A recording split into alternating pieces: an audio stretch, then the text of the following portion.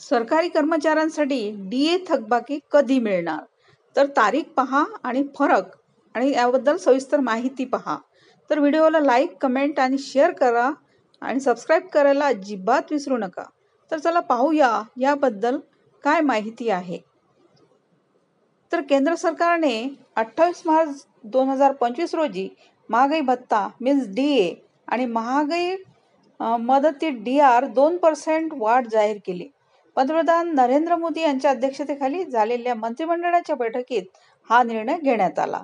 आता सदरील वाढ 1 जानेवारी 2025 पासून लागू होणार आहे, ज्यामुळे 1 कोटीहून अधिक कर्मचारी आणि निवृत्तांना फायदा होणार आहे. डीए वाढीची घोषणा उशिरा झाली आहे. सामान्यतः सरकार ही घोषणा होळी किंवा दिवाळीपूर्वी करते, पण यावेळी जानेवारी जून साठीची वाढ मार्चच्या शेवटी जाहीर करण्यात आली.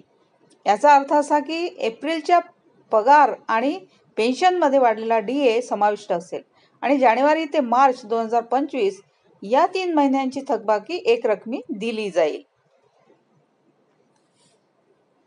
तर सरकारी कर्मचाऱ्यांना यावेळी फक्त 2% वाढ जाहीर झाली आहे, जी गेल्या 7 वर्षातील सर्वात कमी आहे.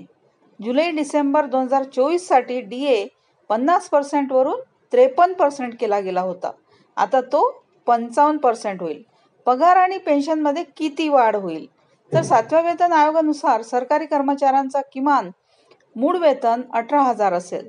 तर या 2% वाढीमुळे दरमहा 360 रुपये अधिक मिळतील. यामुळे जानेवारी-मार्च 2025 साठी एकूण 1080 थकबाकी मिळेल. निवृत्तांसाठी ज्या पेन्शनधारकांना किमान 9,000 पेन्शन मिळते त्यांना 540 रुपये थकबाकी एप्रिल 2025 मध्ये मिळेल. 8व्या वेतन आयोगानंतरच्या पहिली डीए वाढ. आता 8व्या वेतन आयोगाची घोषणा 16 जानेवारी 2025 रोजी करण्यात आली. यांच्या शिफारसी 1 जानेवारी 2026 पासून लागू होतील. सामान्यतः वेतन आयोगाच्या शिफारसी तयार होण्यासाठी 1 वर्षाचा कालावधी लागतो.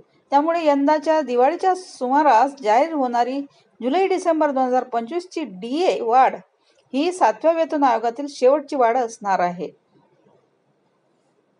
तर सध्या वाढलेला डीए आणि 3 महिन्यांची थकबाकी एप्रिलमध्ये मिळाल्यामुळे सरकारी कर्मचारी आणि निवृत्तांना दिलासा मिळणार आहे. आता सर्वांचे लक्ष 8व्या पे कमिशनकडे आहे, कारण लवकरच सरकार या आयोगाच्या समितीच्या सदस्यांची घोषणा करू शकते. जवळपास 15-18 महिन्यात समिती आपला अहवाल सादर करेल. त्यानंतर केंद्र सरकारी कर्मचाऱ्यांच्या नवीन वेतन आणि पेन्शन वाढीबाबत निर्णय घेतला जाईल.